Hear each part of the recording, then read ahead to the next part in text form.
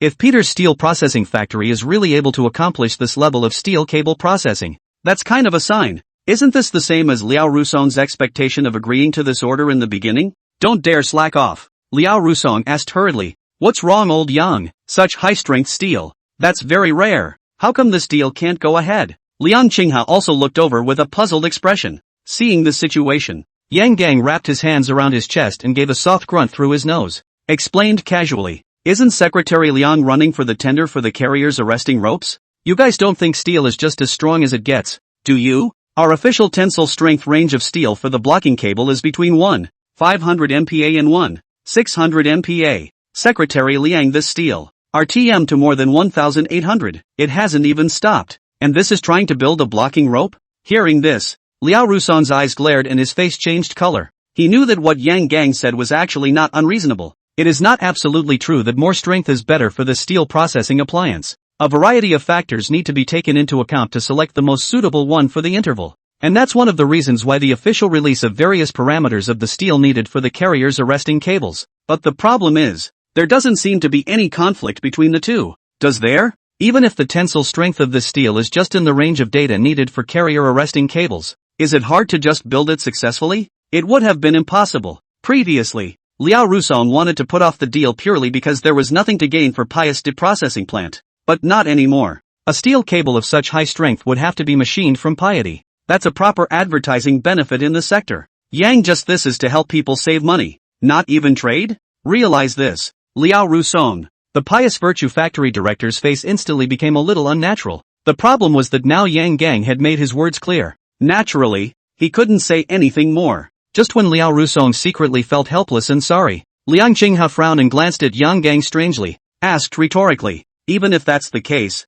it doesn't seem like there's a need to just stop the project, does it? My idea at the beginning was just to try it out, even if it didn't meet the required standards of the blocking cable. The main thing is to see what level the parameters of this steel cable are at. Hear that? Yang Gang's face instantly turned an iron blue as he narrowed his eyes and surveyed Liang Qinghe for a moment. A heavy grunt. This stupid kid doesn't take the village's money so seriously? It is originally a poor village. What kind of dog big family is it? So stubborn as a bull. It's so stubborn. Chapter 158, Master Yang Man Num. Unlike Yang Gang's dissatisfaction, Liao Rusong, who was on the side, was like a spring breeze when he heard these words from Liang Qinghe. In the blink of an eye, the helplessness and regret he had just felt was completely left behind. A smile full of anticipation graced his face. It was as if a desperate man had seen hope again. Liao Rusong ignored Yang Gang's strange expression. Just smilingly, he echoed to Liang Qinghe. Yes, Secretary Liang. The craftsmanship and technology of this aircraft carrier's blocking cable is too demanding.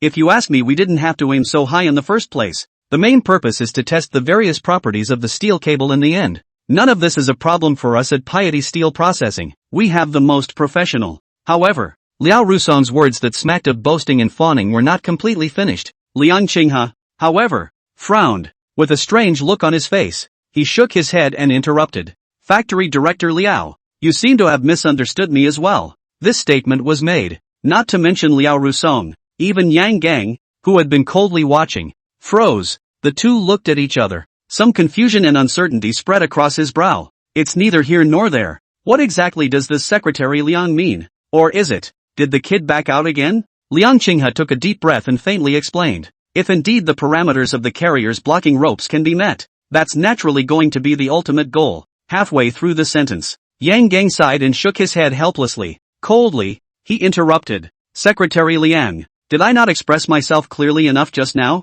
I already said that. Steel is not always as strong as it is. The strength range given by the state for the bidding of aircraft carrier arresting ropes is not randomly set. There must be a reason for it. Why are you boys so stubborn? Oil and salt won't go in. Yang Gang coldly gazed at Liang Qinghe, his tone somewhat impatient. He was already bad-tempered, and now that he was in such a flurry, it was even more irritating. Either way, none of the steel is as strong as the other, but is based on specific application scenarios and needs. This is especially true for highly sophisticated products such as aircraft carrier arresting cables, which combine knowledge from several disciplines. The requirements for flexibility, ductility and even corrosion resistance are at a very high level. Instead, its strength alone needs to be considered. This is where the existence of strength intervals for the steel used in aircraft carrier arresting cables is important. In the face of Yang Gang's indiscriminate flurry of words, Liang Qinghe's heart also instantly flushed with some displeasure. I haven't even finished my own sentence yet. Who the hell is in a hurry here? He raised his tone slightly and spoke in a deep voice.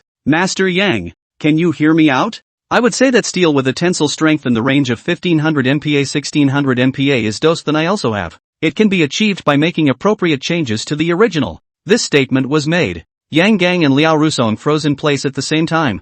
Looking at each other, they both saw the disbelief that filled the other's eyes, and a head full of question marks. What? You a poverty alleviation secretary of a poor village? Where's that much steel ingredient ratio? And a specific zone ratio for such high-strength steel? It's too damn abstract, isn't it? The corner of Yang Gang's mouth twitched, only feeling that his brain was inexplicably a bit short-circuited for a moment. He also thought that Liang Qinghe simply didn't know the heights of heaven. But now take a look at. Why does it seem like there's something there? More importantly, where the hell did he get such a wide variety of steel ingredient ratios? Unable to hold down the curiosity in his heart, Yang Gang asked sharply. Secretary Liang, it doesn't seem like you're joking to me either. It's not that I don't believe you, Lao Yang. The problem is dash. Where the hell did you get these ingredient ratios? The proportions are so out of place. One might even say evil. Even if the intensity reaches such a high level, you actually managed to fix it to be in a specific zone? Mouth said. Yang just ghosted over to the stretching machine.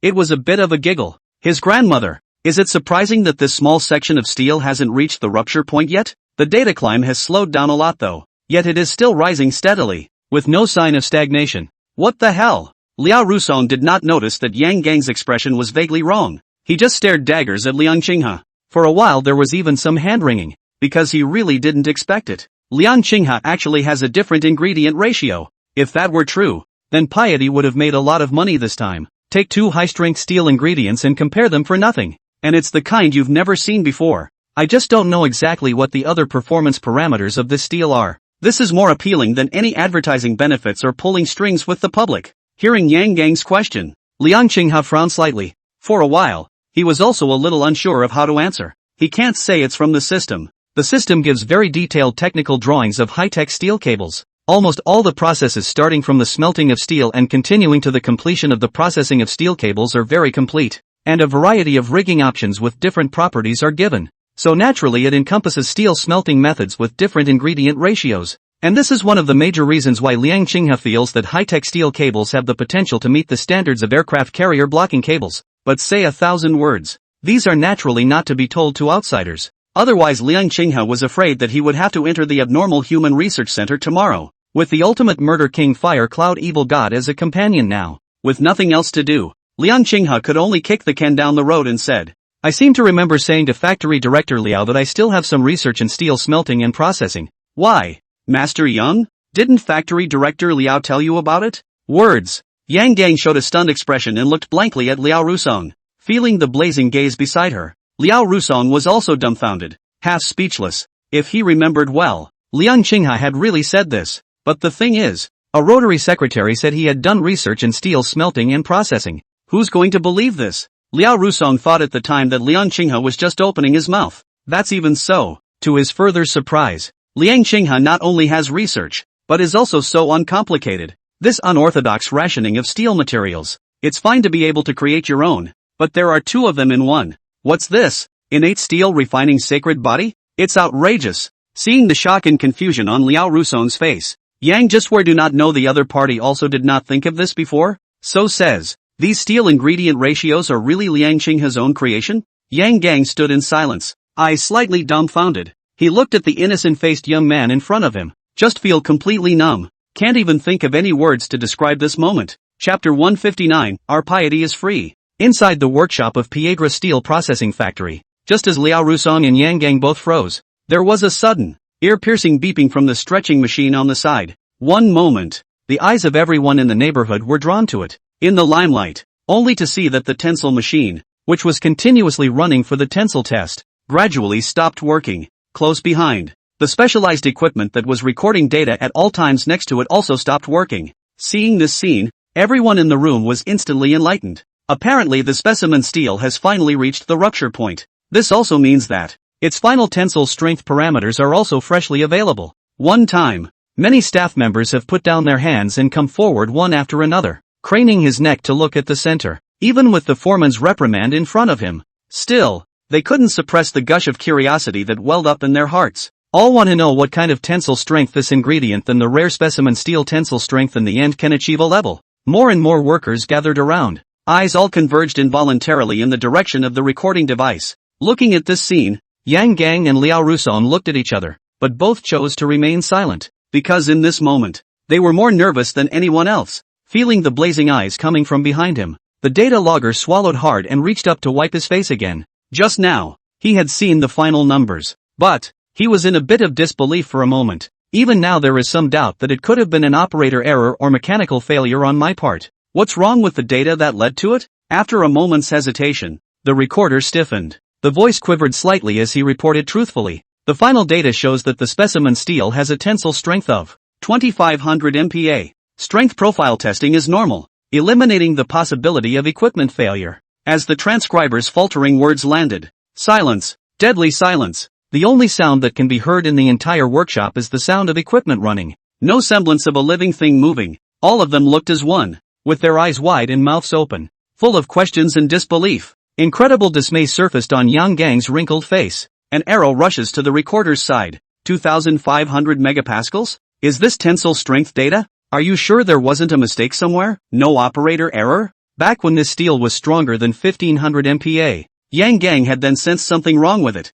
But the interval he had envisioned would never exceed 2,000 MPa either. But now the data is out. Not only exceeded, but far exceeded 2,500 MPa. What kind of concept is that? You know, the strongest super steel in the world today. It's only just shy of the 3,200 MPa level. And it was also a test model built by a professional Dragon research team just a short time ago. That is to say, this super steel needs to be successfully introduced in a specific environment and under extremely harsh conditions. But today, it is in such a moderate and notorious Piedra steel factory, relying on non-first-class equipment and processes, created a steel with a tensile strength of 2,500 MPa? It's no longer about how much data there is at all. Such a list of ingredients then if word got out, it is highly likely to disrupt the entire steel smelting and processing market. After all, the craftsmanship it requires is not at all complicated. One could even say, very easy. Yang Gang's questioning voice suddenly exploded in his ears. The recorder, already sweating profusely,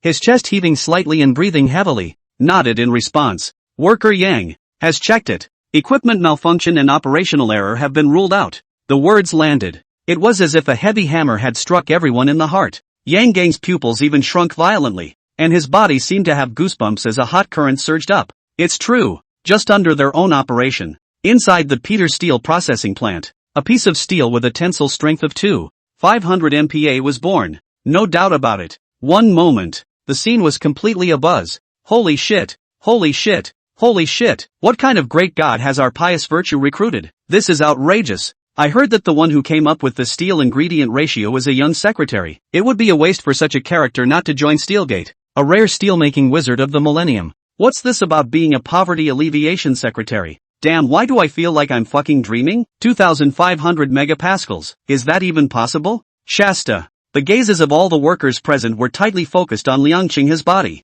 because they more or less know. The ingredient ratio for this steel is what this young guy came up with. Facing the stares of the crowd, Liang Qinghe did not feel uncomfortable, but it's obvious. A bit of surprise also loomed on his face. In the technical drawings given by the system, though, the method of achieving different strengths of steel by adjusting the dosing ratio is encapsulated. But what level of specificity can be achieved with different ingredient ratios? No clear elaboration is given within the drawings. According to his idea, it was also just a matter of trying to start with one of the ingredient ratios. The final fine-tuning is done to achieve the desired zone for the carrier's blocking cables. But Liang Qinghe himself didn't expect it. It's amazing that a ration pulled out of the air can be so amazingly super strong. Under the onslaught of raucous cacophony all around, Liao Rusumen, who had a bewildered and dumbfounded face, finally came back to his senses. Almost instantly, he shivered. Immediately afterward, the body was wrapped in unparalleled excitement and shock. Turning his head to look at Liang Qinghe, his eyes were filled with naked adoration.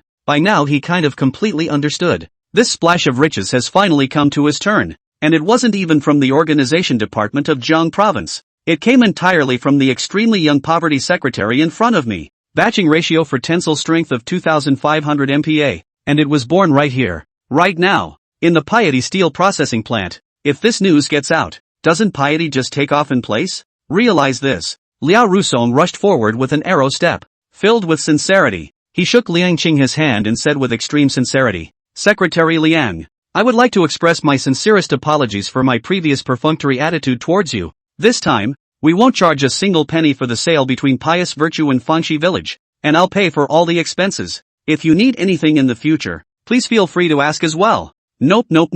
I'm going to call Ms. Tan right now and tell her that our piety is free, Mouth said. Without the slightest hesitation, Liao Rusong took out his cell phone from his pocket, started digging through the call logs straight away. Seeing this scene, Liang Qinghe blinked in dismay. Is this steal really that much of a stretch? It's a small matter of not charging, but the attitude shown by Liao Rusong was extremely obvious. Just as Liang Qinghe froze, it was too late to even stop it before he saw Liao Rusong dialing the phone. Chapter 160 was restrained by Secretary Liang, Organization Department of Jiang Province. Tanzi walked down the corridor with many papers in her hands. It eventually stopped in front of the door to the minister's office. Reaching out, he knocked on the door. Just a few thuds. Soon after, the voice of Minister Lakfeng came from within the office. "Come in." Tanzi opened the door and walked into the office. "Gently place the paper in your hand on your desk." At the same time the mouth reported, "Minister, these documents require your personal review. And this is this month's financial statement as well as next month's projected expenditures,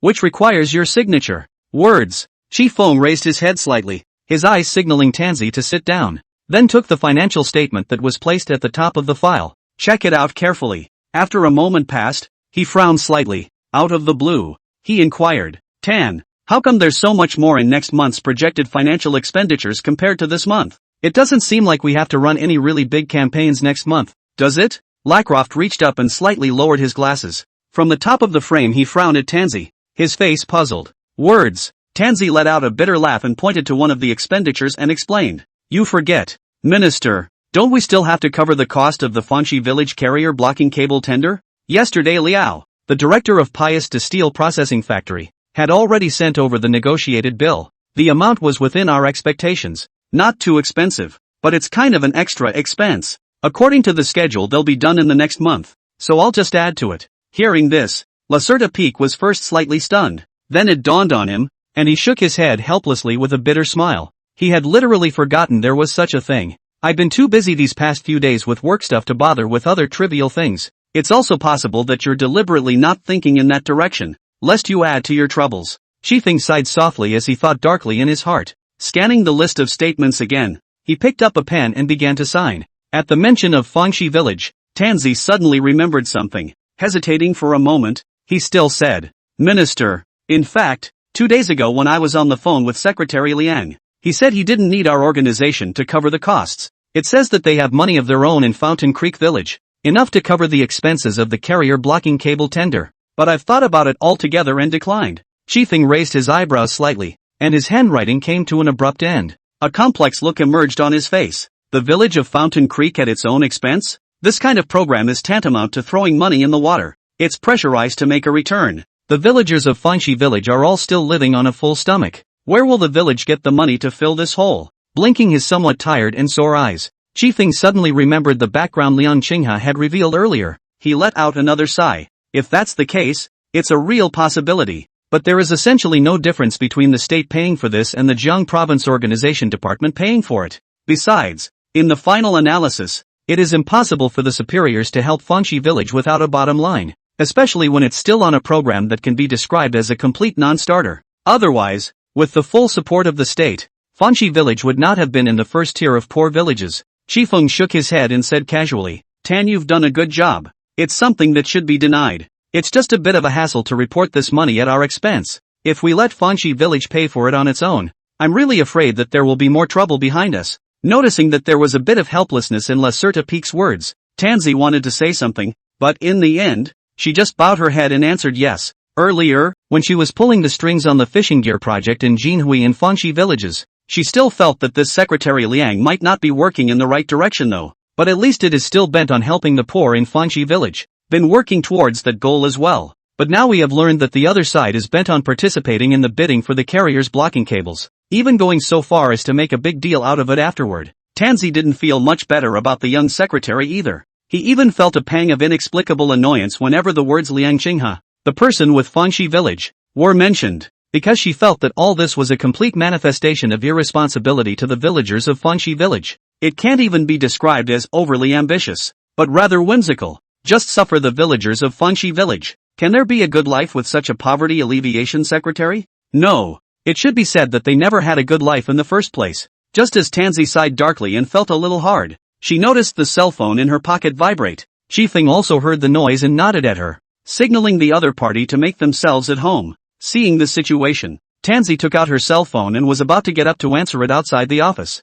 Glancing down at the person he was talking to, he froze. Minister, it's factory director Liao calling. Will. Tansy didn't finish her sentence, but Lakbong guessed what she meant at once. Pied Steel Processing Plant and the Organization Department of Jiang Province did not have much intersection. The other plant manager called personally. Not surprisingly, it should be related to the order program at Fountain Creek Village. And from past experience, odds are it's not a good thing. Chifeng's frown tightened, and he put down his pen with a snap. Said, then you can answer it here and see what it's about. Words. Tansy nodded, but a slight sense of foreboding flooded her heart. She pressed the connect button, turning on the speakerphone in the process. Almost instantly, the sound of Liao Rusong's extremely excited words suddenly came from the other end of the phone. Hello, is this MS? Tan, I'm Liao Rusong. I'm calling to tell you that we won't be charged for the order our piety processing plant has reached with Secretary Liang. Please convey this to your superiors. I'm sorry I have things to do on my end. That's all for now. Thanks. Close behind. Liao Rusong's extremely fast-talking words disappeared abruptly. There was a hang-up beep on the phone. Suddenly and abruptly, Tansy held her cell phone with a bewildered look on her face, looking up in dismay and locking eyes with Chifeng. Just feel like you're full of shit. Thoroughly confused. What's going on here? Chifeng's brain was also a bit short-circuited at the moment, and he took a deep breath. Hesitantly, he recalled Liao Rusong's words. Mumbles. No charge for the order reached with Secretary Liang? Even though Lak Phone was in a high position and had seen a lot of things, he was also dumbfounded now. I don't know what the hell is going on. Even if he hadn't personally dealt with this factory director Liao before, but also totally wanted to. After the other party learned that Liang Qinghe, the poor village secretary, was planning to participate in the bidding for the aircraft carrier blocking cable, it must be very helpless and even resentful. He was even prepared for the other party to realize that things were not right and simply propose a breach of contract. But things didn't go the way he predicted. Chifeng moved his shoulders and lowered his head in puzzled thought for a long time. Finally said, Tan, there may be something going on over at the Pious Processing Plant. Why don't you go down there yourself and see what's going on? It could actually provoke Liao Rusong, the Pious Virtue Factory Director, to be so emotional, or even just waive all fees. Something's definitely not right. After a slight pause in his words, Lacerda Peak was silent for a moment before adding, report back to me as soon as you find out what's going on. By the way, if you can, it's better to persuade Secretary Liang to put his heart into business. Tell him that this money we saved is counted as support money for Fengxi village to be handed out. Whatever the hell is going on, let's hope he's reformed. Alas. With that, Lacerda Peak waved his hand. Tansy had no choice but to oblige. With slightly heavy steps, he headed out of the office. I didn't expect it, really didn't expect it. I had thought that by hooking up Fengxi village and piety, I would be able to get rid of these troubles completely. It resulted in a phone call from the other side. Have to make another trip over there myself. Tansy was a little deflated, her small, aggravated mouth pouting slightly. This Secretary Liang, is he born to be her nemesis? Chapter 161, Master Yang. Practice more if you're a vegetable. The following day, Pious Steel Processing Factory in Jiang Province. Inside the workshop, Yang Gang looked at Liang Qinghe with a slightly unnatural expression on his face. There was a long silence, but he asked, Secretary Liang, these ingredients are better than, did you create it all on your own? Words. Liang Qinghe nodded with his face as usual. Rightfully so. Yeah, it doesn't seem to be as hard as you guys thought it would be. It's just a matter of changing the ratios of different metals to achieve different strength or toughness requirements. I'm not too sure exactly what zone it's in though. It is still necessary for Master Yang to try and verify more to see if he can find the steel ingredient ratio that is at a tensile strength of 1/500 to 1/600 MPa from it. Yang Gang was silent. For a moment it only felt like a mouthful of pent-up air had pooled in his chest. It made him feel extraordinarily depressed. People are a young secretary of poverty alleviation. At the drop of a hat is a steel ingredient ratio with a tensile strength of 2,500 megapascals. And now there are actually several different versions thrown right out there. Ask him to try which of them would meet the officially published standards for the steel required for carrier arresting cables. Is there any justice in this? a high-strength steel ingredient ratio that others can only dream of. This Secretary Liang has several of them at his fingertips, and it also says it's not hard to adjust the ingredient ratio. Yang Gang even felt that the other party's words were saying,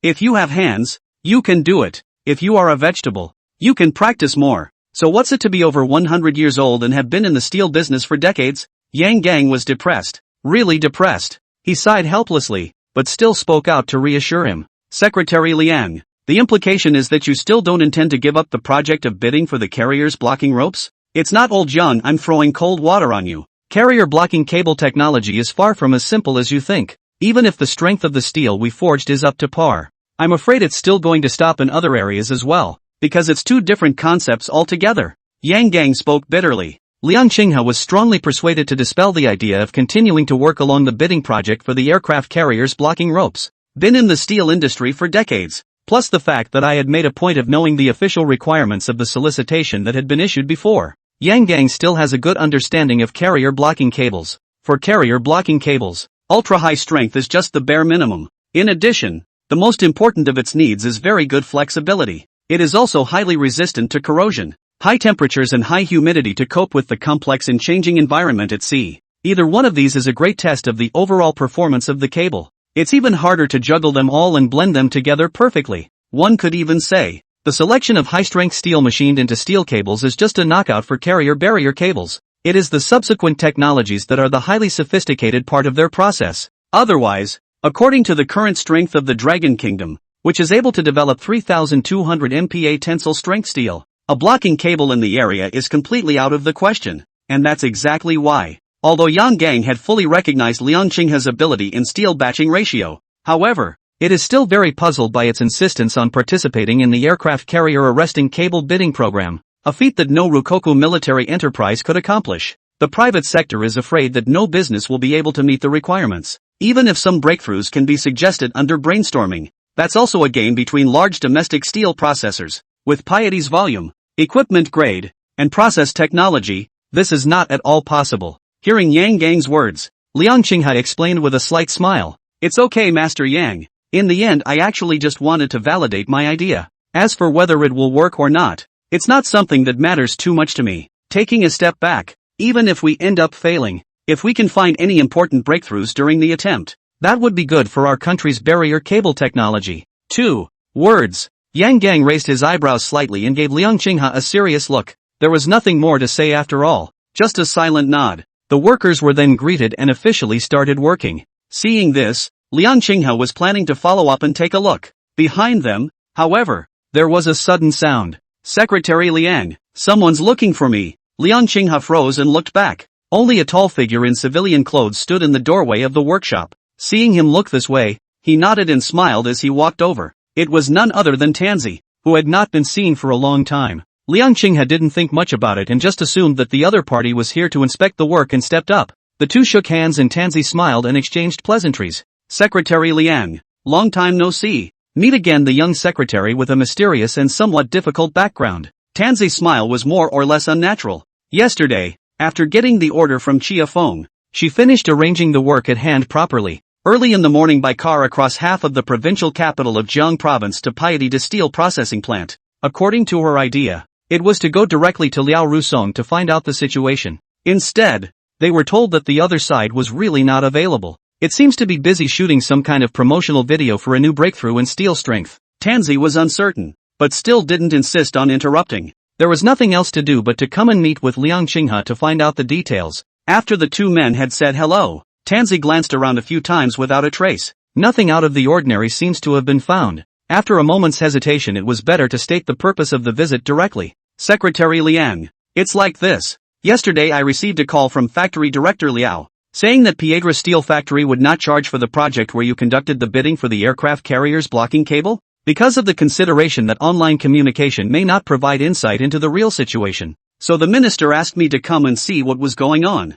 I wonder if Secretary Liang knows anything about this? Words. Liang Qinghe was slightly stunned and raised his eyes to look at Tan Cc. There were a few odd looks on his face. You're going to come all the way out here just for this? Jiang Province Organization Department, this is how worried about their own hole what moths to. Liang Qinghe was himself a cadre in the system. Naturally, he knew that this sort of thing was usually just a phone call away. since the Minister of Organization of Jiang Province had asked Tansy to come here personally, obviously not comfortable with this side of things, and the object of uneasiness. There was no need to think that it was Liang Qinghe himself. Think about this level. Liang Qinghe shook his head helplessly and explained frankly, Ms. Tan, things are not as complicated as you think. This is completely voluntary for Factory Director Liao. I wanted to stop it yesterday, but that couldn't be stopped. What it boils down to is that I gave a steel ingredient ratio. Its strength seems to be pretty good. So Factory Director Liao was happy and waived the fee for our project. Saying that, Liang Qinghe casually spread his hands.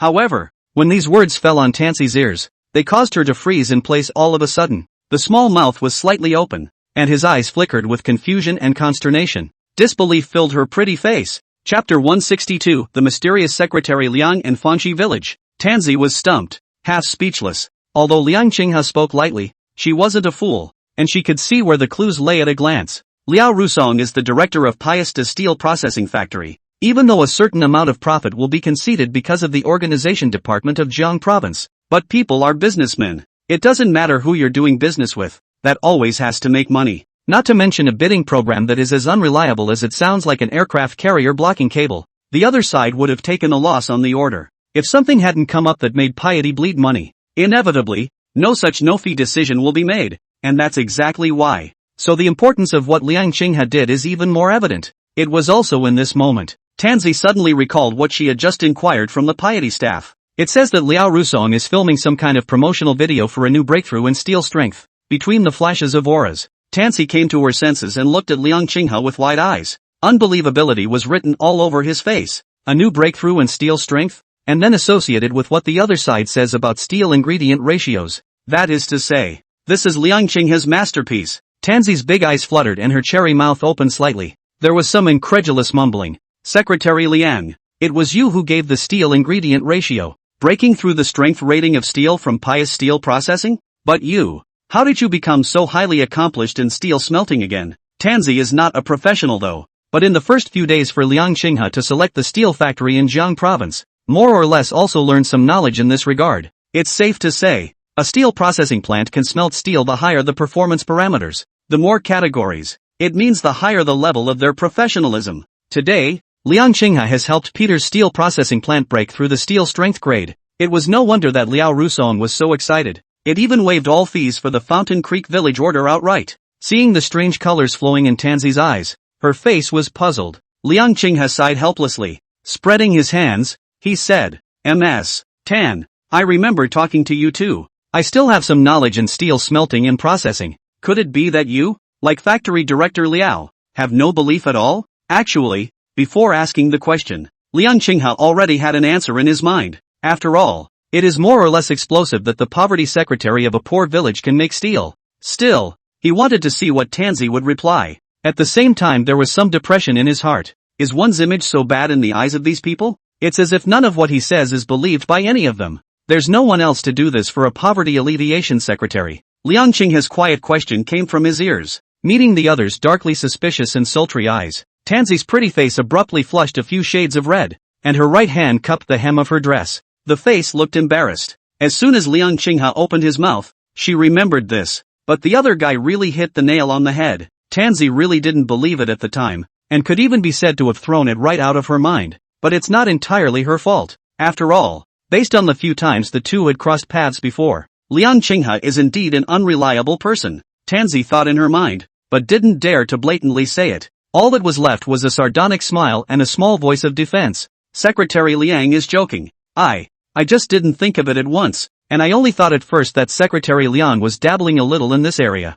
I didn't think it would actually be this high. While Tansy defended herself, silently, he gave Liang Qinghe a pat on the back. Words. Liang Qinghe let out a bitter laugh and didn't continue to press the issue. Just a casual response. Seeing the situation, Tansy was slightly relieved, and the scarlet color on her face faded. The two were silent for a few moments. Sensing the slightly awkward atmosphere, Tansy took the initiative to speak. Secretary Liang, since you are deeply involved in steel smelting and processing, then I think your Fanxi village can totally build a new poverty alleviation program with this up. As far as the carrier barrier rope tender, I think it's still too tough.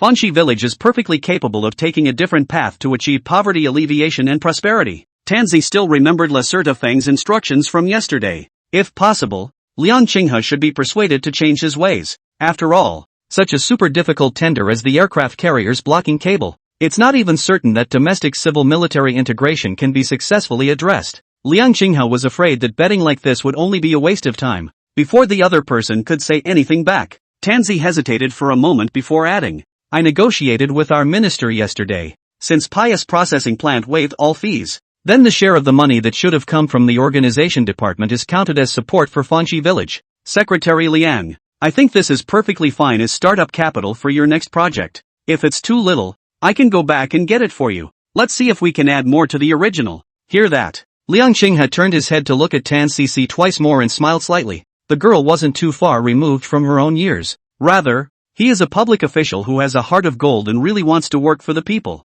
But in terms of what is actually happening in Fountain Creek Village today, instead, they are fully self-sufficient and do not need relief from the government side. And with all this maneuvering, I'm afraid the approval will be tricky. Might as well save the effort. Liang Qinghe shook his head and politely refused. I appreciate the kindness of MS, Tan and Minister Lack, but our Fanxi Village is now considered much better off than before. Might as well save that money for the units that really need it. There was a pause. He explained again. As for the bidding program for the carriers blocking ropes, it's still going ahead, and MS, Tan doesn't have to worry about it. If it really doesn't work, I'll know what to do. And please, MS, Tan, convey my thanks to Minister Lack, Mouth said. Liang Qinghe gave Tansy a friendly smile. After saying hello, getting up, he walked in the direction of where Yang Gang was not far away. The smelting of steel with different dosage ratios has now officially started there. Liang Qinghe was most familiar with the high-tech steel cable technology drawings given by the system.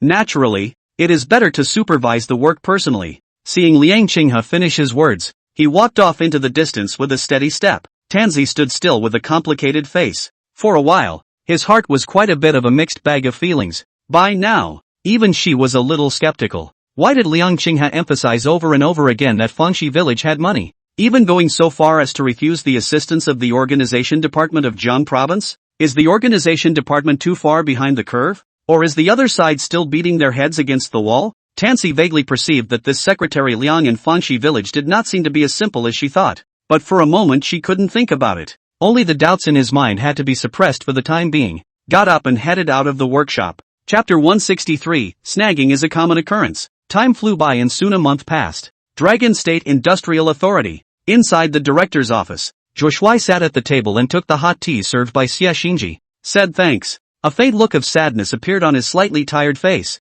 Eyes scattered. Staring at a spot in the office. Stunned. Taking it all in? Xie Xinji inquired with a slight frown. Chua, it's not like you to be in a trance like that. Is it possible that the private bidding for carrier arresting cables is not very prosperous? Hearing this, Zhuo Shuai returned to his senses. With a bitter smile, he nodded helplessly. Yeah. It's looking like a month has gone by. Civilian bids haven't yielded any decent results. Our experts from those military enterprises have also labored for a month, but not much progress has been made. Mouthing this, Zhu Shuai let out a soft sigh. Bowing his head, he took a sip of tea and swallowed it whole. All I felt was a hot stream flowing down my throat, and I didn't even get a sweet or refreshing aftertaste. Listening to Zhu Shuai, Xie Xinji's frown tightened, and his face couldn't help but show a complex look. In fact, both men knew exactly what was going on in their minds. When it comes to such highly sophisticated technology as aircraft carrier blocking cables, there is no rush in any case. It can easily take years or even a decade of research. It's only been a month or so now, so it's not reasonable to be in such a hurry. But the problem is, the current situation that the Dragon Kingdom finds itself in and the international situation has forced them to be in a hurry. Not to mention that the Dragon Kingdom is now vigorously developing aircraft carrier and carrier aircraft technology. Carrier blocking cables are essential.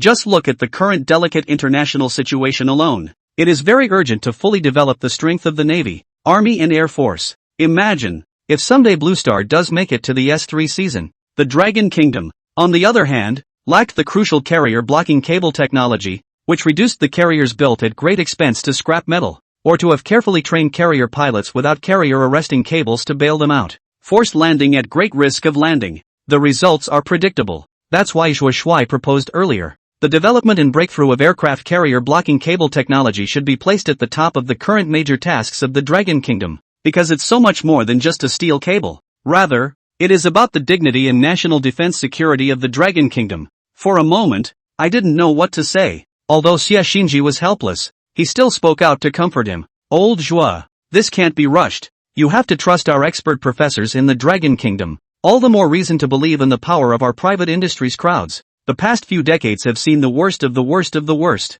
It's only a matter of time before a mere blocking cable is completely resolved. Zhuo Shuai nodded in silence. The slightly heavy and anxious mood wasn't made much better by the other's reassurance, but he was only feeling it. After all, a bit of mediation soon silenced the concerns for the time being. Zhuo Shuai took a deep breath and changed the topic. Never mind old Shay. Let's not talk about it. We haven't seen each other for a month, and I originally came here just to seek some relief from you. Do you have any good news here to cheer me up? A far-fetched smile appeared on Zhuo Shuai's face when he saw him compose himself. Xia Xinji thought for a moment. His eyebrows raised slightly and he grinned. Lao Zhuo, I'm not going to lie. There's really good news. Hearing this, Zhuo Shuai looked up in surprise. He had only asked casually and hadn't held out much hope. Who knew there was good news? Come on, don't sell out. Xia Xinji laughed. I believe you should have heard about it before. Our dragon country has said goodbye to the previous stuck neck situation on anti-loosening screws, and just over a month ago, it officially began exporting to the public.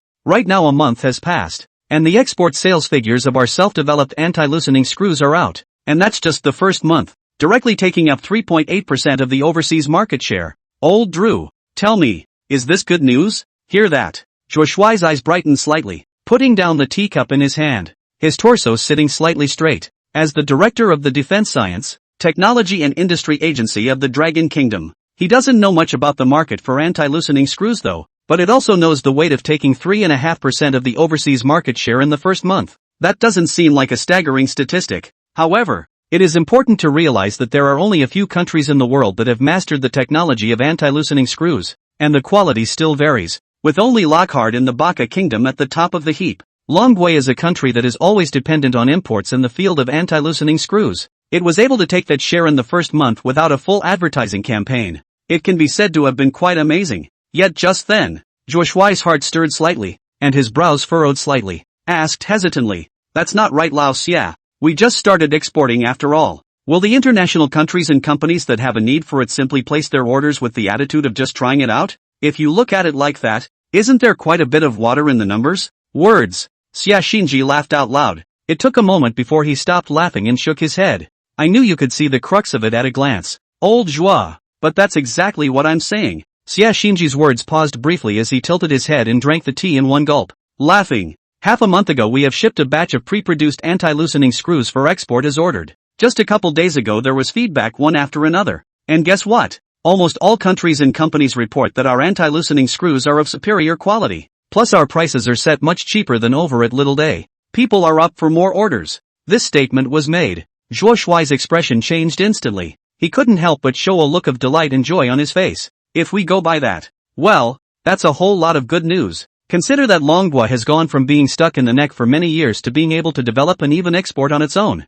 It is also internationally acclaimed. It can be worth celebrating universally. Seeing Zhuo Shuai's face finally revealed a heartfelt smile. Xia Xinji also said with a smile on his face, not without emotion. In fact, in general, the world market for anti-loosening screws isn't all that big today, but we are being stuck in independent research and development. Those are two completely different concepts, especially when the one who stuck us in the neck is still the most annoying Little Day. Comparing the two, it can now be said to be much more soothing to the mind and body. Xia Xinji looked at Zhuo Shuai, taking advantage of the situation to comfort. So says old Drew. This kind of snagging happens all the time. We can't rush it. And we can't rush it. Can't we just say that tomorrow you'll get up early in the morning and the carrier barrier cable technology will have been conquered? Words. Zhuo Shuai looked up at him in dismay and shook his head with a bitter smile. If it could really be that easy. That's really borrowing from Xia Xinji. Chapter 164. Has the Dragon Kingdom gone mad? Just as Zhuo Shuai and Xia Xinji were talking to each other, far away in the country of Baka,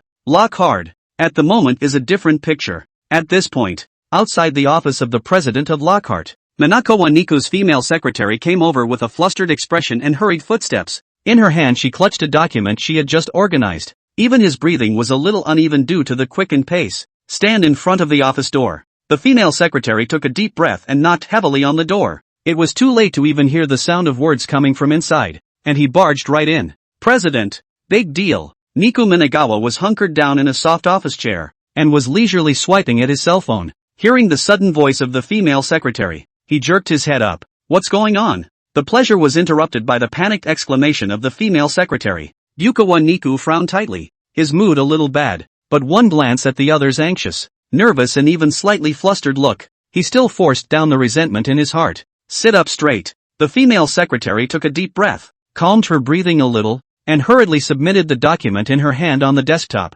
At the same time, he reported in a very fast speech, President, I've just been informed that Longwa's international market share in anti-loosening screws reached 3.8% last month, and according to the data curve, there is a hidden upward trend. Upon hearing this, Minagawa Niku frowned. His face became a little grave, and he looked down at the paper. It was just as the lady secretary had said. Longwa's anti-loosening screws sell very well on the market. But, and that's about it. Niku Minagawa casually tossed the papers aside. Crossing his legs, he let out a long breath. I say, are you guys making too much of a fuss? It's only a 3.5% market share, of which there's probably more than half just trying to test the waters. And our market share is a staggering 86%. It's not even lower than in the past to reach a percentage point. The Dragon Kingdom spent so much to develop the anti-loosening screws, so we have to let people learn more or less, right? Mokawa Niku mouthed the words. The mood was once again light. A 3.8% market share is not too much or too little for the first month. It didn't even reach the value he had expected before at all. It's not much of a big deal, thought Minagawa Niku. Otherwise, if the sales are dismal in the first month, wouldn't the Dragon Kingdom be a little too miserable? Thinking of this, but Satsukawa Niku smiled coldly. However, after hearing his words, the female secretary's frown tightened. It's even completely twisted into the word Kawasaki. She didn't dare delay, and added hastily, No, President, things are not as simple as you think. At first we thought so too, but after careful investigation we found the countries or businesses that have purchased Dragon Defense loose screws have been almost unanimous in their praise, and as far as we know, more countries and companies are now adding orders at Dragonland that, conservative estimates suggest that it could exceed 25% market share. This statement was made. The color of Minagawa Niku's face changed instantly. He snapped to his feet, his eyes widening in disbelief as he exclaimed, What? No way! With so many orders, that's a lot of money. There's no way Dragonland won't raise prices, unless they keep dropping money and losing money to capture the market. And we've already reduced the price by 30% from the original price. And those countries and companies actually don't buy us? Ryukawa Niku's face grimaced and his heart raced. I only felt a little uncomfortable all over, and I had a vague sense of foreboding. Haunting. According to his previous analysis and prediction, Rokoku was going to realize an anti-loosening screw from scratch, and one with such exaggerated performance that it far surpasses even Lockhart's. That's bound to cost a lot of money for R&D and production. After all, Lockhart itself is at the top of the anti-loosening screw process. No one knows more about this than Ichiko Minagawa. And now the other side has received such large waves of orders. If you don't make the markup and still choose to deadhead to the end, I'm afraid I'm going to have to lose a lot of money. Even worse, if overseas buyers of Dragon Defense loose screws are used to low prices. If you raise the price again hastily in the long run, it's only offensive and counterproductive. Uchiko Minagawa really didn't believe it. The marketing department at Long Defense Loose Screws doesn't even understand such reasoning. Being glared at by the menacing eyes of Minagawa Niku, the female secretary looked fearful and swallowed hard. Carefully, he explained, President, according to what we've learned, there's been no price increase in Dragonland. Not at all. Even. Minagawa Niku's face was grim to the core, almost in a hysterical growl of rage. Even what? Say. The female secretary's words were tinged with sobs and panic. There are even a couple of businesses that say the Dragon Nation said, if a long-term relationship is reached, or if the order volume reaches a certain amount, they can properly reduce the original price by 10 to 20%. The words landed. Minagawa Niku's pupils snapped shut and his chest rose and fell violently. It was like a heavy hammer that hit the door of his heart. Boom! Not only did the price not go up, can you even reduce the price from the original price? Is Rokoku crazy? Happy to be charitable? Minagawa Niku's eyes glazed over in disbelief as she looked at the female secretary. I only felt that my mouth was dry and I couldn't say a word for a long time. A long silence fell over the office. A long time had passed before Minagawa Niku slowed down, flushed and breathing heavily. What the hell is the Dragon Kingdom doing here? Is it ironic that we are not allowed to have a life? Even going so far as to do it to the point of dropping dead money into it?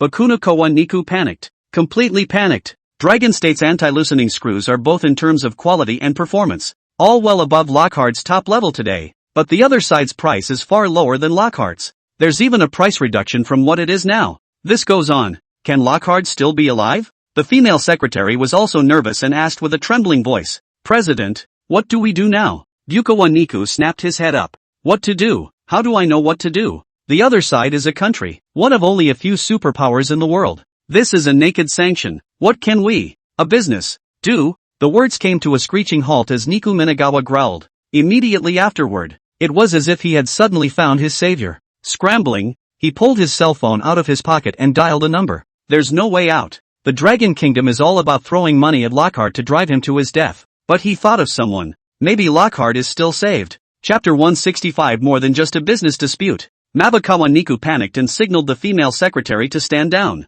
A phone number was then dialed. Wrapped in nervousness, the lilting, pleasant ringing of the phone in turn made Uchiko Minagawa more and more anxious. Well, shortly thereafter, the call was answered. As if pardoned, Niku Minagawa panicked. Moses, Jiren-kun, I have a bit of a situation on my end and I need your help. On the other end of the phone, it was none other than Takuto Jiren, the chief of the Baka Kingdom's National Tax Office. Panicked words were heard coming from the phone. Ji-Lin Takuto, who originally had a lazy look on his face, suddenly frowned, sit up slightly straighter, positively asked, "What's the matter, Mekawa-kun? What happened? Take your time." Bukawa Niku took a few deep breaths to calm his rapid breathing, as succinctly as possible. "Jiren-kun, I just gotten a piece of news about the market share of Dragon Kingdom's exports on anti-loosening screws last month. That's not a huge share, but here's the problem. The Dragon Kingdom has always exported at a price that is far lower than our Lockhart. It is for this reason that more and more countries and enterprises are now choosing to cooperate with the Dragon Kingdom.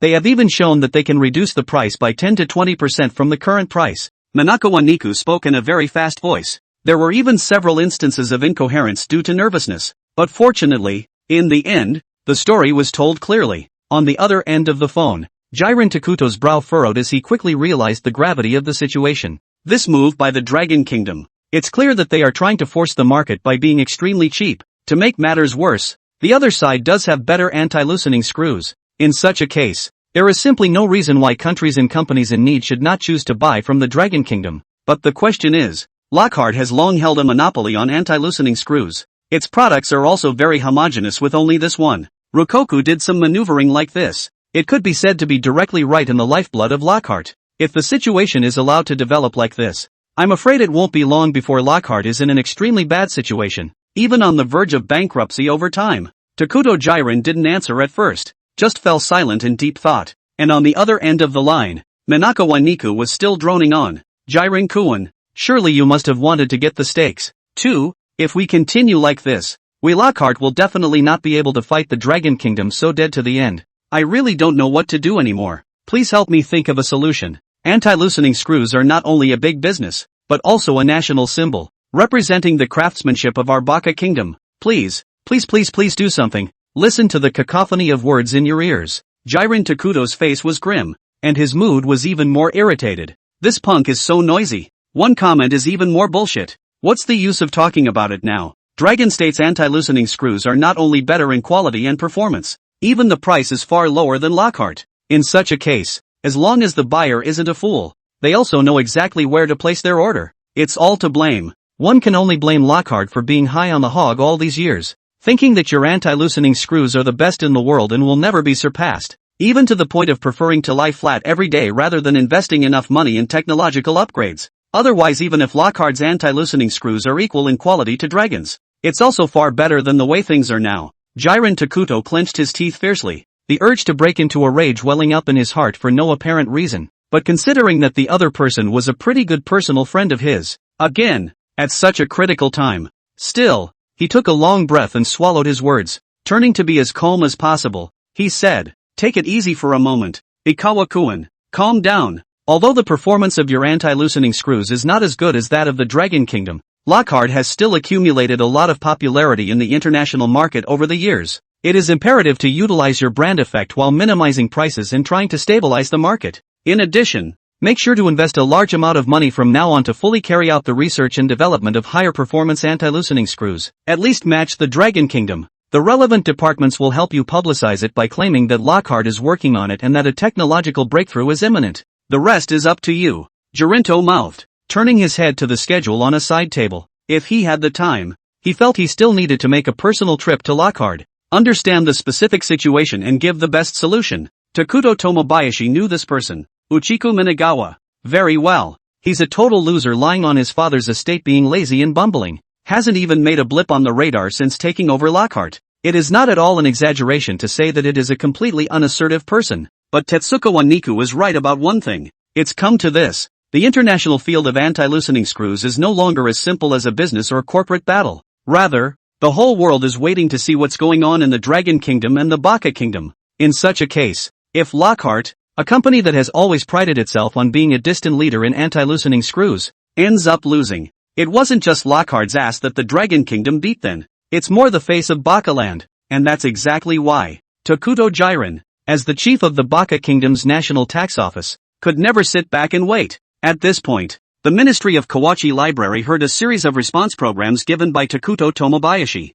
The heart that was hanging in the air had just fallen a little, but it was raised again. Trembling. Jirinjin, this response program of yours seems to be just a reprieve. What if we can't develop an anti-loosening screw as powerful as dragons in a short period of time? And, the cost of our production of anti-loosening screws is there. Even if we press the price to death, we can't reach such a low price in Longwa. Hear that? Zirin Takuto's face changed violently. Finally, he couldn't suppress the anger in his heart. Anger broke out in a near snarl. Baka Yalu, R&D doesn't work? What is your R&D department doing? I'm telling you, even if you're dying to throw money at it, build it as fast as you can. And, it's this time of the year, and you're actually thinking about earning money? You can only go lower than him if Dragon Country lowers the price to as low as he can. There's nothing you can do about it even if you're upside down. Don't think I don't know. You Lockharts have made a fortune over the years. Take it all out for emergencies. A sudden blast next to his ear, and Bukawa Niku was taken aback. A cold sweat then slid down his forehead.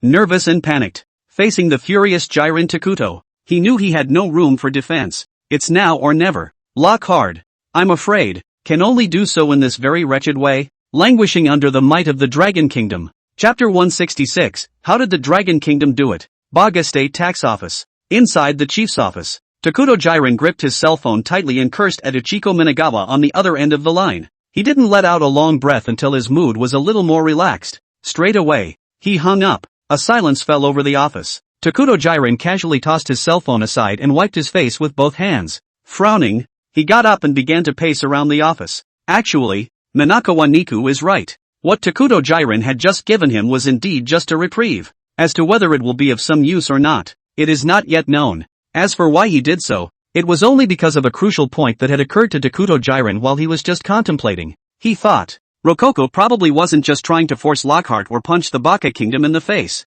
That's why it's such a dead giveaway that the price of anti-loosening screws is low. As the chief of the National Tax Agency of the Baka Kingdom, Takuto Jiren is in charge of the tax system for the entire country of Baka. Naturally, his vision and thoughts are not comparable to a rice bucket like Uchiko Minagawa. More importantly, he knew the Dragon Kingdom well. Try asking. Such a superpower that has always presented itself as a friendly and diplomatic country. How is it possible to use such tactics to target a private business in a Baka country? This is not at all in keeping with the style of the Dragon Kingdom, and all things considered, it's completely thankless behavior. Instead, there is a risk that the media will take advantage of the situation to smear the international image of the dragon. Takuto Jiren felt that it was more like the other side was going along for the ride, or even mindless. That was precisely why Takuto Tomobayashi had just not told Uchiko Minagawa about his suspicions.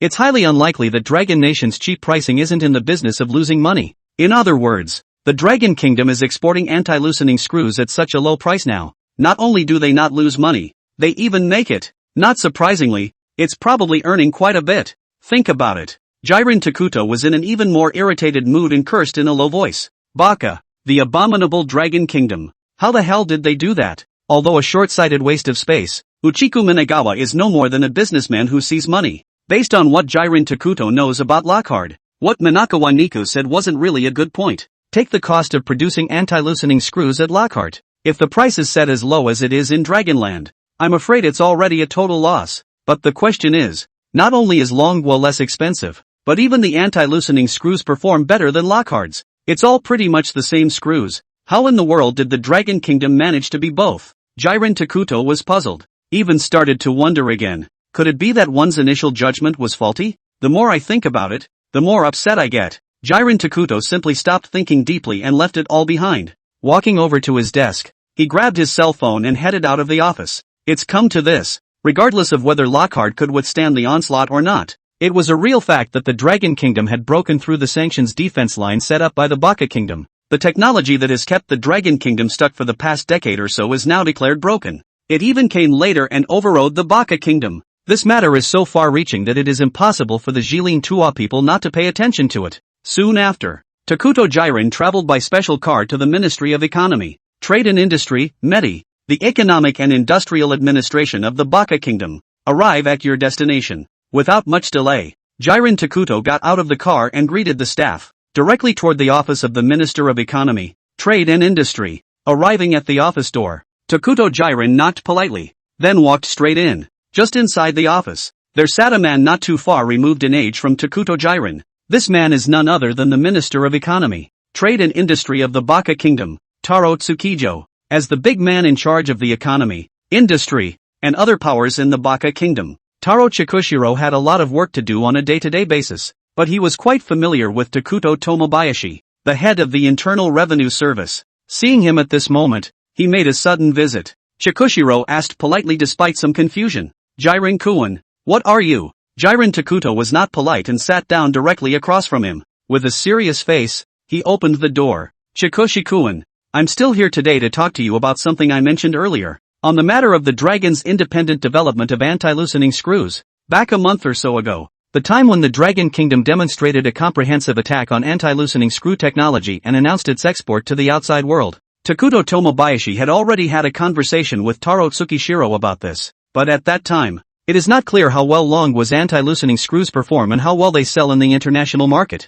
The two also had only a superficial conversation and didn't go too far on the matter, nor has it been dealt with as a very important event at all. But the situation is completely different now. Seeing Chikushiro Taro's serious face, he looked serious. Takuto Jiren continued, just got word from Lockhart. Not only are Dragon's anti-loosening screws far superior in quality to Lockhart's products, they are even priced at an extremely low level. Similarly, the other party has received a large number of orders in the recent past and its market share is gradually increasing. As I see it, Lockhart is afraid there's not much left to live for, but it's important to note that there's a lot of international attention on this right now. I'm worried about. Takuto Jiren didn't finish, but Chikushiro Taro had guessed exactly what the other side meant. He took a deep breath, his brow knitting into a twist, his face taking on a slightly different color. For the current situation, Chikushiro Taro still knows better. Prior to that, it was the Baka Kingdom that first drove public opinion and imposed pressure and sanctions on the Dragon Kingdom by virtue of the anti-loosening screws.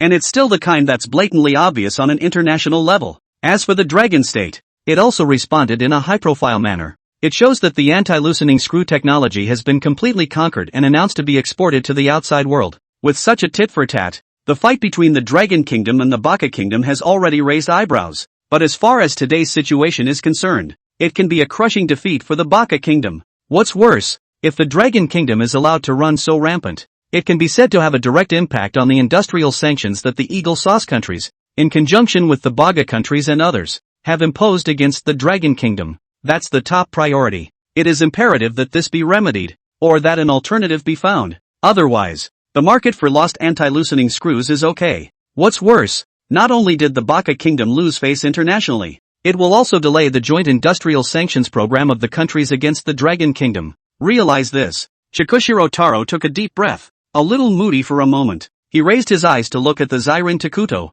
also like himself, his brow furrowed with worry. Apparently the other side had thought of this layer as well. But the question is, how does break the mold? Both were silent. For a moment, a long silence fell around them. Halfway through the day, Chikushiro sighed softly and reached up to rub his temples. Helplessly. Never mind. This matter involves a strategy of sanctions against the Dragon Kingdom after all. I'm afraid it's going to be difficult to make a decision anytime soon. Why don't we call a special meeting tomorrow to talk about it in detail? Chapter 167, How will the Dragon Kingdom respond? Hearing Chikushiro's offer, Takuto Jiren glanced up at him, raising an eyebrow slightly. No, Chikushi-kun.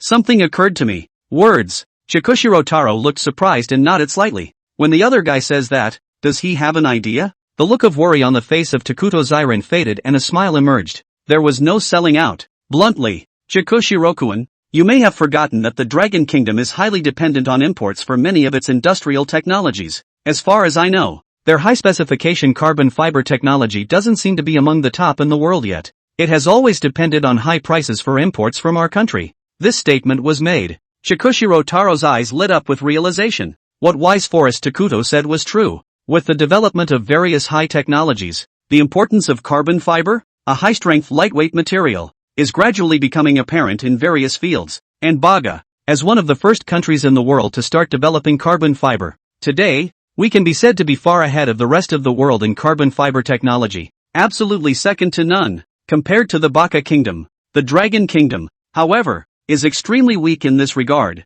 Even up until now it was nowhere near the level of the Baka Kingdom a few years ago, and for that very reason, the Dragon Kingdom has always chosen to import high-specification, high-grade carbon fiber from the Baka Kingdom at high prices. After all, the world is now vigorously developing the aerospace industry and various military technologies. The Dragon Kingdom is naturally not far behind carbon fiber technology, and is one of the inescapable paths. Think about this level. The corners of Chikushiro's mouth turned up in delight. If you say so, that's really finding a sanctions program that can jam the lifeblood of the dragon. Chikushiro Taro took a deep breath and smiled as he stroked his palm. Jiren-kun, you've really come up with a great idea for me. I think this program is totally viable. But it's still important to hold a meeting as soon as possible to contact the relevant authorities for detailed discussions. Strive to set up the relevant matters earlier to properly suppress the arrogance of the Dragon Kingdom. Mouth said. It was as if Taro Tsukijo had seen Rokoku just become complacent because of the great sales of anti-loosening screws. Scenes followed by a slap on the wrist from carbon fiber technology sanctions. That picture. Just thinking about it put him in an extremely soothing mood. Jiren Takuto was also complacent at the moment, completely leaving the bad mood he had just been in behind him. Smiling, he agreed. Not only that, you mustn't forget that, Tsukishiro-kun. Right now the Dragon Kingdom is so burnt out over carrier barrier cable sanctions on the part of the Eagle Jam Nation that it's even been reduced to going to the private sector to find the technology. Ha ha ha ha ha ha. In such a case, let's announce the cessation of carbon fiber material exports to the Dragon Kingdom again. With a two-pronged approach, I'm only afraid that certain military industries as well as the aerospace industry and so on in the Dragon Kingdom will come to a standstill. At the same time, it can also be a great way to promote the national prestige of my Baka Kingdom internationally. So it's the best of both worlds. The words landed. Chikujo Taro flinched slightly, then laughed in agreement. One time, the worried and heavy atmosphere in the whole office was swept away. In its place, there was blatant glee and ridicule. A few days later, without any warning, an official release from the Baka Kingdom came out of nowhere. External claims. Stop all exports of all grades of carbon fiber materials to the Dragon countryside with immediate effect. At the same time, for its part, the Baka nation has given what appears to be an extremely good reason. Claims that carbon fiber material technology is a high-tech proprietary to each country and involves classified key information about the military industry. It is therefore inconvenient to make exports at will. This message was sent out as soon as it was made. There was a global uproar. The netizens have said, "What? Have not seen you Baka country before so much attention to carbon fiber materials suddenly awakened to the fact that you won't let the Dragon Kingdom import?" It is not necessary to say that a total ban on exports is justified in view of military secrets. But the attitude of the Baka Kingdom is strange. Other countries are selling it as usual, but they are targeting the Dragon Kingdom. Not allowed to sell. Almost instantly, it became clear to the netizens. Sanctions. This is a naked sanction. And like the Eagle Sauce country before it, it is also targeting the Dragon Kingdom. Realize this. The netizens are following the matter with even more fervor. Related topics in a short period of time has rushed to the major platform hot search list first. It also sparked discussions among countless netizens from around the world. The heat is on and the buzz is on. Baka Kingdom is really laughing at me. What kind of excuse is this? It's obvious that they want to impose sanctions on the Dragon Kingdom. Thick gift of thanks. What's the situation? First there was the Eagle Jam country's carrier blocking rope sanction. And now there's the Baka country's carbon fiber material sanction. Is there any way for the Dragon Kingdom to live? This is a clear indication that we're joining forces to target the Dragon Kingdom together. It's too blatant. Hiss. Dragon Kingdom hasn't even got the carrier blocking cables done by now. And the supply of carbon fiber materials has been cut off again. How can this still be played? It's time to say no. The Dragon Kingdom has really grown rapidly over the years. I would have done the same if I were the Eagle Sauce Kingdom. Hasn't the Baka Kingdom always worn the same pants as the Eagle Jam Kingdom? I'm used to it. It's just poor Rokoku. TSK. For the sudden announcement of sanctions by the Baga state. Netizens from all parts of the world have scrambled to start voicing their opinions. Many others linked it to the previous sanctions imposed by the Eagle Jam Nation against the Dragon carriers blocking cables. Comparing the two, the cat was out of the bag. It's well known. Baka Nation and Eagle Jam Nation have always worn the same pants. Even on many international matters, the Baka Nation defers to the Hawkmaster Nation all the time. That being the case, the matter is not in the least surprising. The Baka Kingdom is clearly following in the footsteps of the Eagle Sauce Kingdom to set off a multidisciplinary sanctions campaign against the Dragon Kingdom, forcefully curb its increasingly expensive rise. Find out what happened. The netizens turned to wonder. What kind of response will the Lone Star give to such an unprecedented sanctions dilemma? That's a sanctions program started by the Blue Planet overlord Eagle Jam Nation.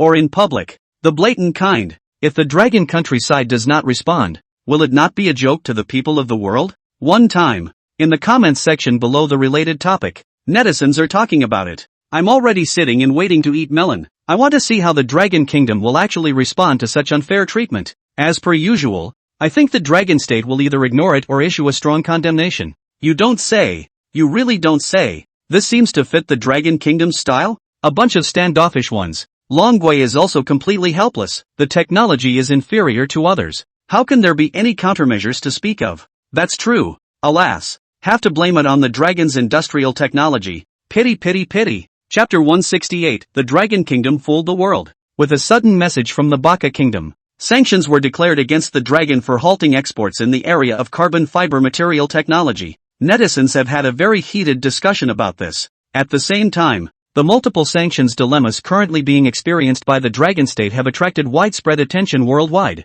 One time, many people want to know, in the face of such an unprecedented predicament, how exactly will the Dragon Kingdom give its response? Or just ignore it, like before, though an official response from Dragon Nation has yet to be released. But today the internet has been presented with a swathe of sing-songy rhetoric. After all, everyone knows that both the aircraft carrier arresting cable technology and carbon fiber technology have super high development difficulties. The Dragon Kingdom had previously taken several years or even a dozen years to conquer. To make a mark in this short period of time could be considered completely whimsical. In turn, both of these technologies are top priorities in the military and multidisciplinary industries. Eagle Sauce Nation and Baka Nation for this move. It can be said to have completely taken the lifeblood of the Dragon Kingdom. Can't move in the slightest. However, a short half-day passed. Just when all sorts of sing-songy comments are filling the comments section of almost every relevant topic, the long-awaited response from the global netizens to the Dragon has finally appeared. Almost instantly, the official statement released by the Dragon Kingdom immediately attracted the attention of countless netizens.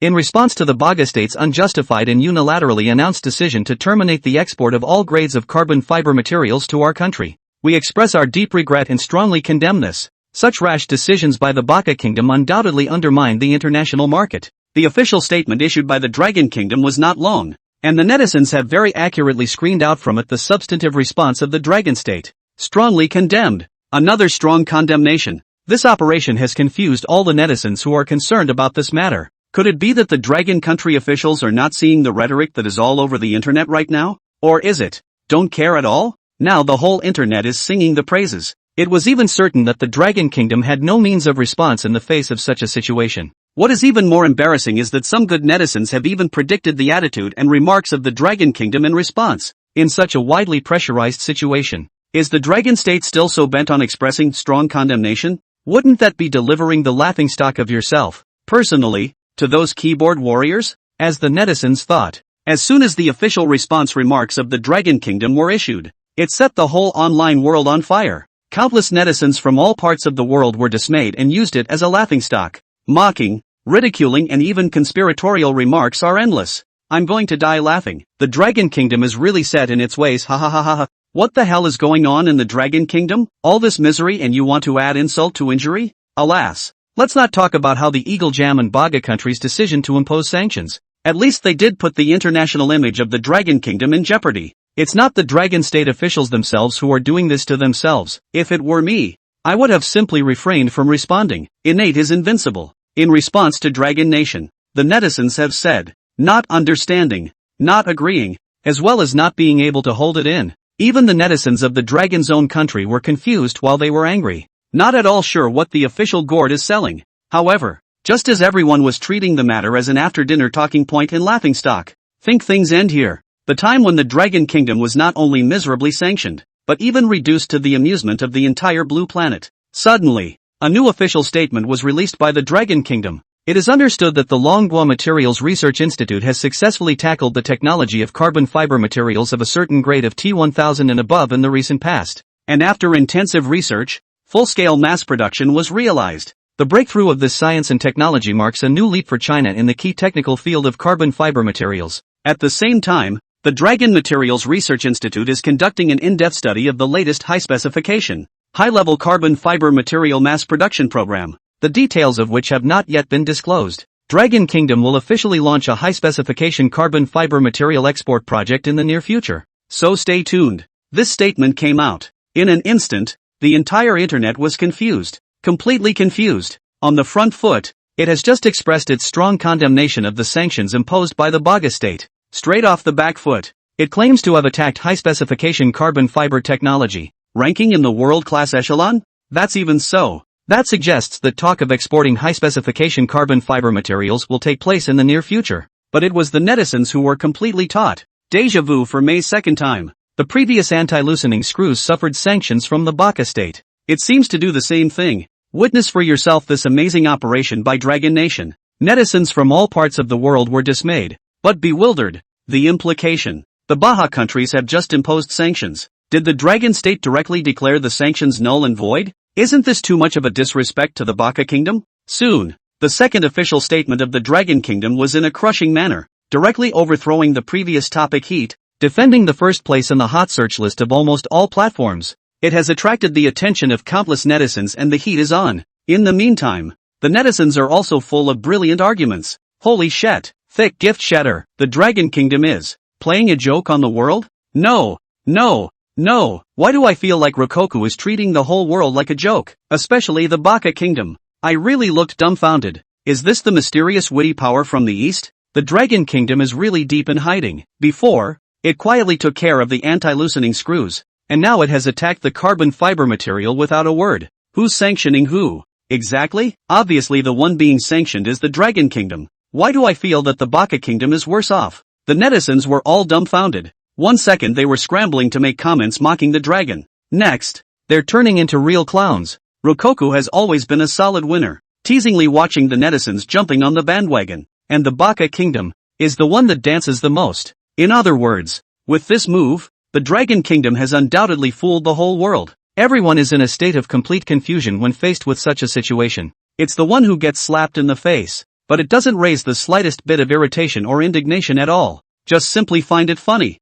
In the meantime, just as the general public is focusing their attention on the Dragon's attack on high-specification carbon fiber material technology, or the highly publicized time when the Dragon Nation directly overturned the Baga Nation's sanctions, yet there are many professionals who have noticed. This statement from the Dragon Kingdom may seem simple, but it actually contains a lot of information. But similar rhetoric is ultimately not mainstream. Even if someone makes a point based on it, it also quickly fades under the weight of mainstream discourse. Chapter 169, What Word Game? Requesting for tickets. In the meantime, news about Long was claimed to have conquered the technology for high-specification carbon fiber materials. It was also known to the top brass of the Baga Kingdom in the first instance. At this very moment, the Ministry of Economy, Trade and Industry of the Baga Kingdom is holding an emergency meeting. Minister of Economy, Trade and Industry Taro Tsukijo sits at the head of the conference room. With a grave face, he looked down at the crowd below. Between the flashes of his eyes, a look of disbelief emerged. Just 2 hours ago,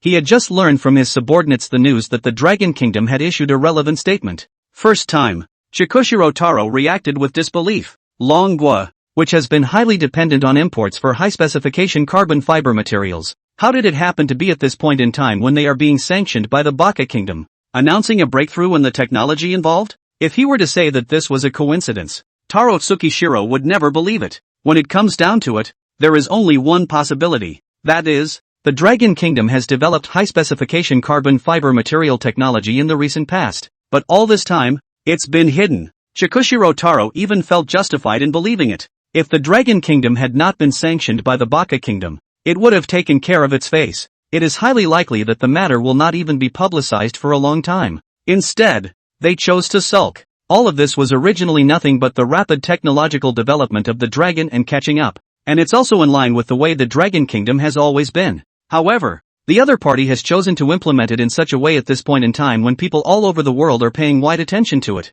Undoubtedly, it is going to be a hard slap in the face of the Baka Kingdom in front of the people around the globe, and it's the kind that doesn't show the slightest bit of mercy. Even worse, judging by the current situation of international public opinion, the other side's tactics were clearly successful, and it was a big success. Because of this, Taro Tsukiji is the decision-maker for the carbon fiber material sanction program. At this moment, his face was unlit, an iron blue, extremely ugly. He took a deep breath and narrowed his eyes as he scanned a circle of the many officials of the Ministry of Economy, Trade and Industry below him. In a grim voice, he said unapologetically, "If my expectation is correct, everyone should have understood the beginning and end of the sanctions against the Dragon's carbon fiber materials by now, right? First of all, I would like to express my apologies for my poor decision-making. It has caused a great deal of public outcry and ridicule for you and me today, and for the whole of the Baka Kingdom. But I will say that this is not the point of this emergency meeting we are calling. I now desperately want to know what stage of development the carbon fiber material technology of the Dragon Kingdom has reached."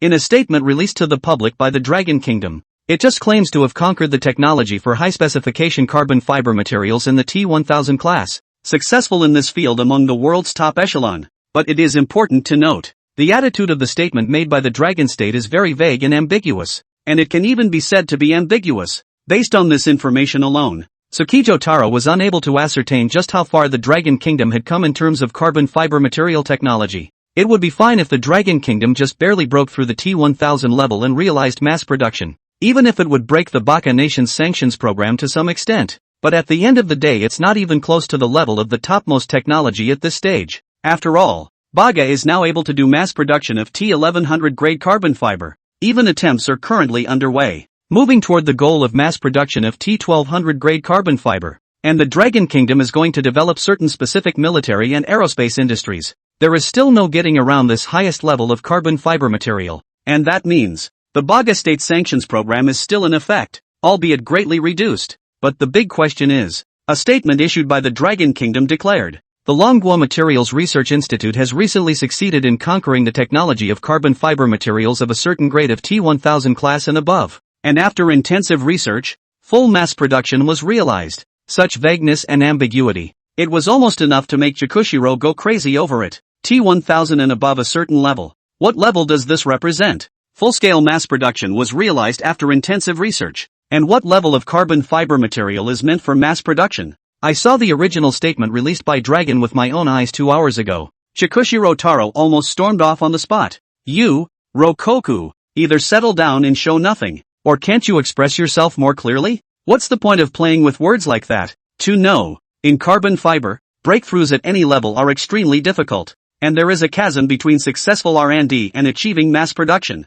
In such an extremely complex and difficult to distinguish between truth and falsehood, Chikushiro Taro desperately needed more information to back up his suspicions. There is also a need for more professionals to analyze this in depth. Otherwise, this is a two-way street. Let's not talk about continuing sanctions. I'm afraid it won't be long before the carbon fiber technology that the Baka Kingdom is so proud of will again follow in the footsteps of the anti-loosening screws. At that point, nothing needs to be said. The Baka Nation will just settle for being international clowns. At this point, someone in a side seat of the conference room stood up. Chikushiro Taro gazed over and nodded slightly. This man is Akira Ono, the general manager of the Baka Kingdom's Sealy Corporation. Sealy is the most authoritative company in carbon fiber material technology in the Baka Kingdom and the world today. It is also the largest supplier of carbon fiber materials in the world today. Every year, just by exporting low, medium and high carbon fiber materials of different specifications to the international market, we can earn a lot of money. It is because the other party has the most authoritative voice in the field of carbon fiber.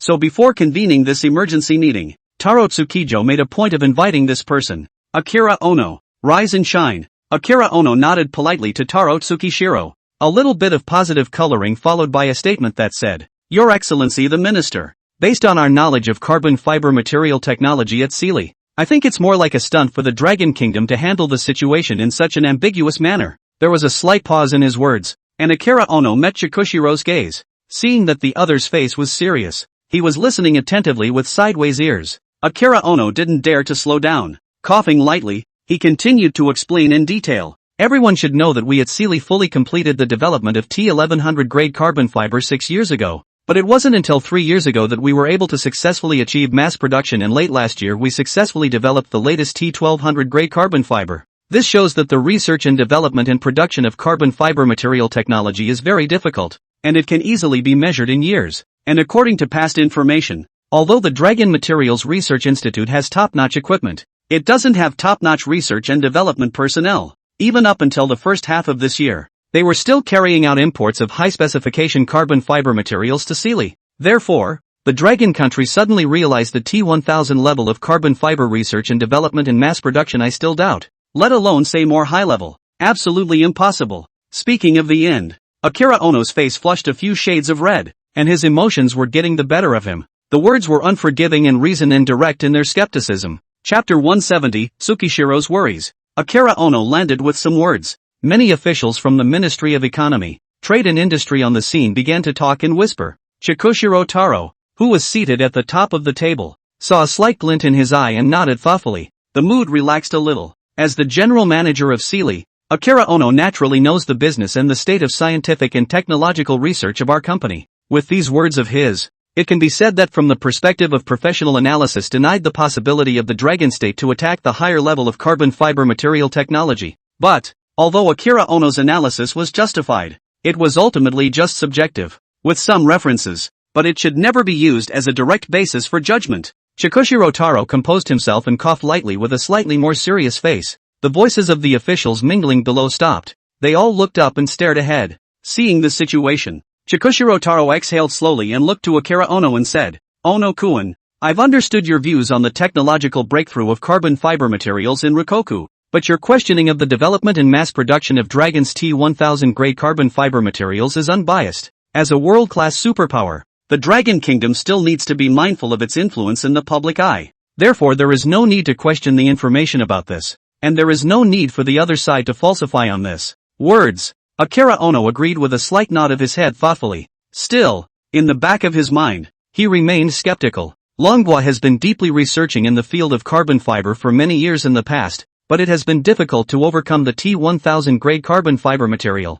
Not to mention realizing mass production and being among the world's top echelon. Even according to Sealy and Company, by the time the Baka Kingdom formally announced the start of sanctions, the Dragon Kingdom side was still carrying out imports of T1000 grade carbon fiber materials. If the other side really already has the ability to mass produce T1000 grade carbon fiber materials, and why spend a lot of money importing from Sealy? Or is it really a coincidence? The other side has really only recently managed to complete its development and achieve mass production? Compared to such an absurd statement, Akira Ono still preferred to believe the former. Otherwise the matter would be too unbelievable. Not only that, according to Akira Ono's previous knowledge of the progress of Rokoko Material Research Institute's research on T1000 grade carbon fiber materials, the other side was completely clueless even just a short time ago. Now how did you manage to realize the development and mass production? One time, Akira Ono couldn't help but frown, feeling that the matter was too confusing. I'm afraid I won't get accurate results just by thinking about it like this. Just then, Chikushiro Taro continued to speak eloquently, interrupting his thoughts. Ono-kun, let's put an end to the question of where exactly Dragon Country is in terms of carbon fiber material technology today. I'll notify the relevant intelligence departments after the meeting to carry out intelligence prying work in this regard. I do have one more question, though, about the carbon fiber side of things. The words landed. The officials around them perked up. Eyes converged on Chikushiro's body in unison, waiting for the afterword. Seeing that Akira Ono, who had just been in a bit of a trance with a puzzled look on his face, also came back to his senses. Chikushiro Taro withdrew his eyes, frowning in thought for a moment. He continued, as you should have previously learned, Dragon State mentioned at the end of its statement that it would be launching an export program for high-specification carbon fiber materials in the near future. Now that the situation is still unclear, let's assume for the time being that the Dragon Kingdom is at this stage just completing the development and mass production of T1000 grade carbon fiber. Ono-kun, if the Dragon State does start exporting the program, how much of the international market share do you think they will be able to capture? Until the relevant intelligence services have probed the specifics of the current situation in the Dragon Kingdom, Chikushiro Taro didn't dare to make a decision. But it's not just the carbon fiber material business in the Baja country he has to think about. More importantly, how to further sanction the Dragon State. With the announcement that Longhua has conquered the technology of high-specification carbon fiber materials, the previously announced sanction strategy of the Baga State has been much less effective. The only way to contain the Dragon Kingdom is on higher-level carbon fiber materials. And it's still based on the fact that the Dragon Kingdom is a sham. There is no actual basis for attacking higher levels of carbon fiber technology on top of that. As the Minister of Economy, Trade and Industry of the Baka Kingdom, Chikushiro Taro had to plan ahead. Hearing this question, Akira Ono's brows tightened and he did not answer immediately. There was a moment's hesitation before he replied.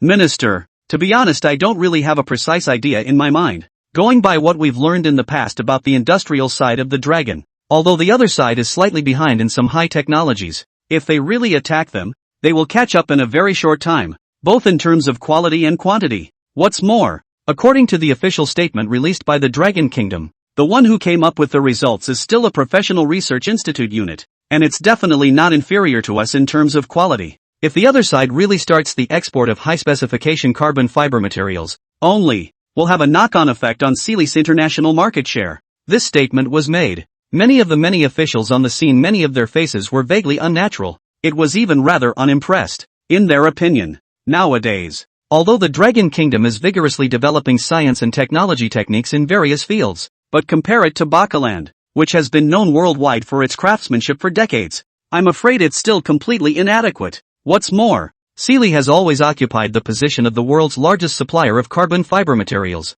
Great branding has been built up over the decades. A ragtag family in the Dragon Kingdom. What qualifications are there to compete with the Baka Kingdom for this big piece of cake? Let's not talk about the Dragon Kingdom. Even a few other countries that also dabble heavily in carbon fiber technology are completely worthless. In this field, the Baka Kingdom is absolutely premier and unrivaled. Unlike the other officials, Taro Tsukijo did highly approve of some of Akira Ono's analysis. In that case, you, Wesley, still need to make appropriate countermeasures as early as possible. I'm sure you've all heard about Lockhart's anti-loosening screws being crushed by Dragon. Carbon fiber material is one of our country's important industries, and more than that, it represents the face of our country in the international arena. We absolutely cannot let the Dragon Kingdom come later again. Now Taro Tsukijo is fully aware of the beginning and end of the anti-loosening screw incident, and most importantly, this move by the Dragon State to face the carbon fiber technology embargo and sanctions now gives him a sense of déjà vu. If you're not careful, he was really worried that the carbon fiber industry had followed in the footsteps of the anti-loosening screws.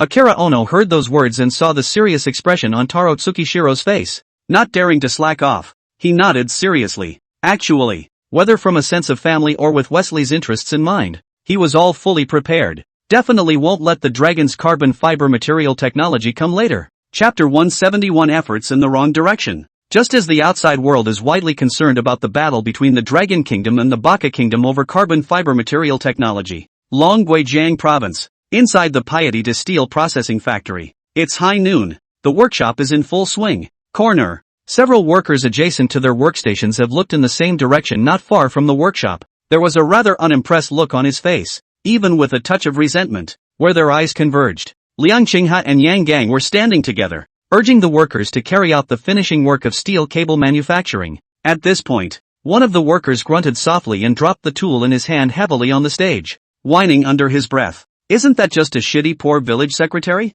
A brat with a milky face, who is here every day pointing his finger. If you didn't know, you'd think it was a big shot from somewhere. His voice wasn't loud, but it still drew the attention of several of the surrounding workers. Strangely enough, no one has voiced an objection. Some even burst out laughing uncontrollably. His face was full of derision and teasing. Someone came over and poked the whining worker with their elbow. Narrowing his eyes, he laughed. If you want to scold, you should scold louder. Talking like this secretary Liang can't hear you. Come on, come on, come on. You lead the uprising. A large portion of the workers in our workshop will surely support you unconditionally. Show this kid some color and see if he dares to teach us anything. This statement was made. There was another suppressed roar of laughter. The workers scowled at each other, enjoying the backbiting and cunnilingus. Even the worker who had led the whining couldn't help but chuckle. The annoyance and resentment on his face didn't dissipate though, still entwined between the brows. Within this past month, Piedra Steel Processing Plant has put all of its major efforts into the aircraft carrier blocking cable processing project in Fanshi Village.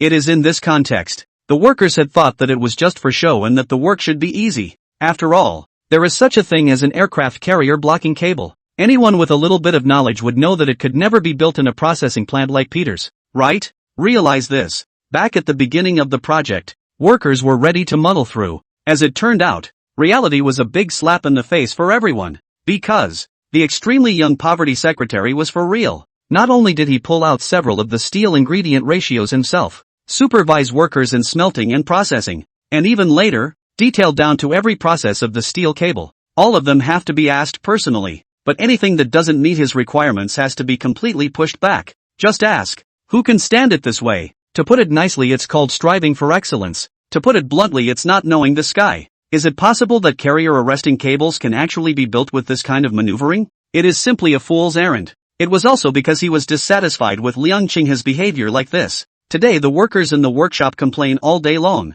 There are even a few shady and backstabbing moves similar to the one we just saw. At this point, someone said with a cold grunt, "Never mind. The steel cable machining is well underway for finishing work anyway. I'd like to see what level of contraption can be built relying on this Secretary Liang's so-called special steel cable technology. Other than that, it's just a pain in the ass to hurry up and finish this project. Send this pestilence back early wherever it came from." The surrounding staff members nodded in agreement. Between the eye interactions, her eyes revealed a full of resentment and impatience. Far inside the workshop, Liang Qinghe was wearing a stained coverall. Frowning deeply, he watched intently as the workers in front of him performed the final finishing touches on the steel cables. For the past month, he has been staying on the shop floor of the Piety processing plant. Not only did he personally supervise all the work on the steel cable processing, but he even had to do some of the details himself at times. Spend a lot of time in an environment like this. Liang Qinghe was more image conscious at first. For a long time, stubble had sprung up on his face, and what used to be his clean-cut cheeks looked much more vicissitudinous. The brow reveals a sinking sense of exhaustion. At a glance, already no different from those ordinary workers around them. Unlike others, Liang Qinghe's eyes were extraordinarily bright, a gaze that was a mixture of anticipation and confidence. Aside, Jan had just sat down and rested for a moment, and now he stood up again. Reaching up, he whacked the back of his waist a couple times, bending his head down and coughing heavily. He looked up at Liang Qinghe. "I say, Secretary Liang, now the steel cable we've been trying to build for a month is finally going to be freshly baked. You feel yourself. What are the chances that it will be able to meet the requirements of a carrier blocking cable?" Hearing the sound of words, Liang Qinghe turned his head. Grinning slightly, he said, "Master Yang, I honestly don't know, but how can I say this? I don't think it's even close to being up to the standard of an aircraft carrier blocking cable, and surely a very impressive steel cable in every respect." Words. Yang Gang let out a bitter smile, as if he had expected a similar answer. Silence shook his head. He didn't meet Liang Qinghe's eyes, and his gaze went straight to the workers piled up in the distance. It's already time to wrap things up. Many have no work on their hands. At the moment, they were all looking over at this side from afar, muttering and not knowing what they were saying, glancing at Yang Gang looking in the direction he was in. They moved their eyes away again unnaturally, seemingly a little crestfallen. Yang Gang skimmed his lips and habitually fished out his cigarette case from his pocket. Looking down, it was empty. On the floor was a pile of cigarette butts, lying quietly on the pitch-black oil. "Fucking, how did you smoke it out so fast?" Yang Gang cursed and casually threw the cigarette case on the ground. He didn't need to think about it to know that these people must be cursing Liang Qinghe behind his back again. Honestly, though, even he doesn't quite understand it until now. How can this kid be so persistent? What has to be recognized is this. The other side does have an in-depth knowledge of steel smelting and processing. Otherwise you wouldn't be able to create so many of your own high-strength steel ingredient ratios. But the thing is, he had to put it on hold to mess with the carrier blocking cables. Within the month, Yang Gang himself had been made impatient by Liang Qinghe several times.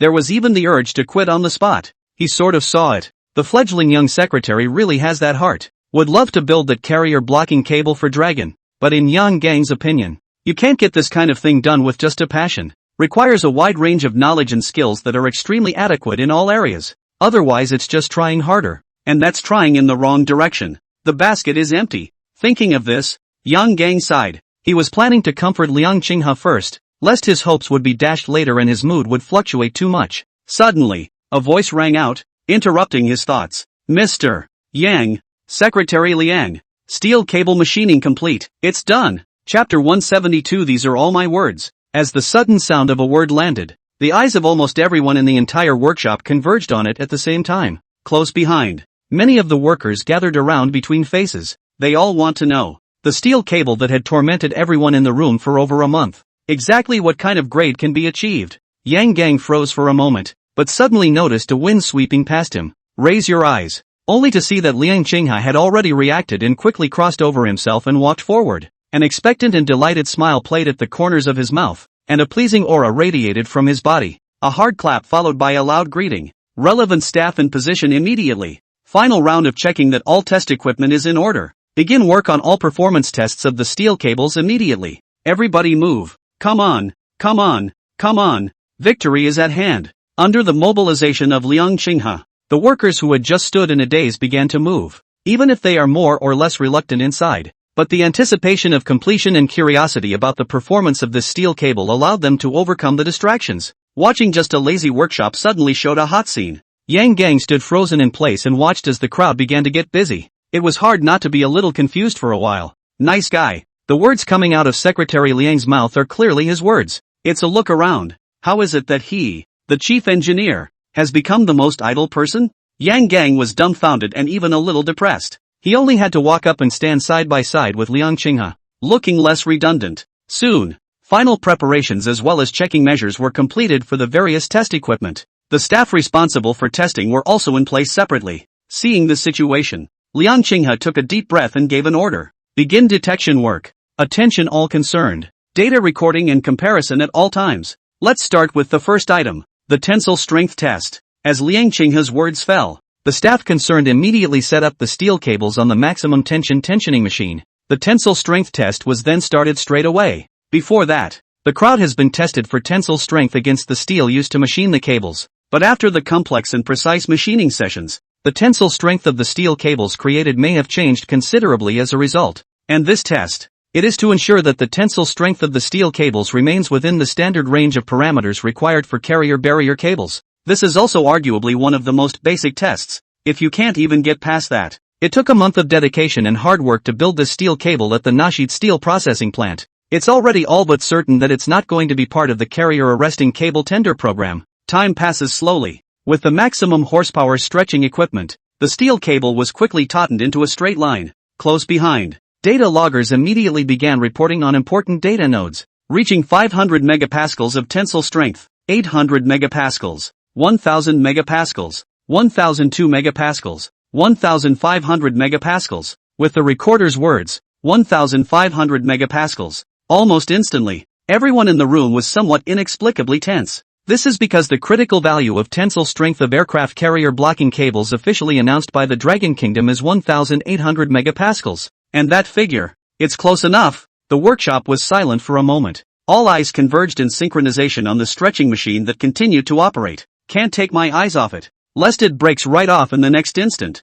This is despite the fact that the vast majority of people here feel that it is a fool's errand for the steel cable to be up to the standard of an aircraft carrier's blocking cable. But it was, after all, the culmination of more than a month of hard work by the crowd. It really came down to the test session site. They are also inevitably nervous and expectant about it. Compared to the workers with different faces, Liang Qinghe, who wanted the steel cable to meet the requirements the most, was very calm at the moment instead, just gazing at the test screen with equanimity. From time to time, he looks at the equipment data and ripples. Just at this moment in time in the limelight, the stretching machine is still running continuously. And then a moment later, 1800 megapascals. Shut down the machine. The sharp words plummeted to the ground. Almost at the same time, the stretching machine also stopped under the precise control of the staff. Device data display. The tensile strength of the steel cable is fixed at 1800 megapascals. A sigh of relief came from within the crowd, and the crowd's nervousness relaxed. There were even a number of people whose emotions were vaguely agitated. While a tensile strength of 800 MPa is only one of the most basic criteria for carrier arresting cables. However, steel with a strength range of 1500 MPa to 1600 MPa is to be utilized. Processing creates steel cables with a strength of 800 MPa. The difficulty of it can be imagined. One could even say, piety is considered to be one of the various highly sophisticated technologies that have overcome the carriers blocking cables. Realize this. Many people's gazes couldn't help but look at Liang Qinghe. The face shows a different color. I am afraid that this young secretary for poverty alleviation is really not as simple as everyone thinks, because during the processing of steel cables, all the techniques and materials used, etc., were given by him as solutions. At first, the crowd was confused by the strange steel cable material structure, but today it seems very effective indeed. Faced with the differently colored eyes around him, Liang Qinghe didn't say anything more, just took a deep breath. exchanging a glance with Yang Gang, who was still a bit stunned beside him. A slight nod followed by a proper order. The second element of the test will begin next. Simulate stress detection in the working condition of steel cables. High-precision measurements using resistance strain gauge measurements. As Liang Qinghe's words fell, the surrounding staff, who had just been immersed in a tense atmosphere, breathed a little sigh of relief. Stress detection corresponds to the stress distribution and stress variation. Relative to the tensile strength quiz that was just given, it can be extremely proactive. If nothing else, a steel cable of this strength should easily pass this test. One moment. The atmosphere in the workshop relaxed a little. Taking advantage of the lull in the staff's testing, many people began to talk to each other. I'm still a bit out of it. Man, I didn't realize that the steel cables we built could actually meet the standards of aircraft carrier arresting cables, even if it's just one item. I think it's awesome. Now you know how powerful you are? If you ask me, this Secretary Liang looks like someone with real skills. And not right? Why do I remember you cursing the most just now? Seems like you even said you wanted to revolt. Shut up, traitor. I'll sue you for slander. That's just my second personality running out to haunt me. Don't talk nonsense. I have 5 other personalities like that. My admiration for Secretary Liang is like a torrent of water that stretches on and on. Listening to the sound of strange and bizarre words coming out of his ears, Yang Gang had an odd expression on his face and shook his head in a good-natured and amused manner. What's wrong with these corner boys who see what's going on? But then again, it seemed like he had been completely unimpressed with Liang Qinghe before. Think about it. Yang Gang's eyes fluttered around sheepishly and hurriedly put on a serious look. Sitting upright,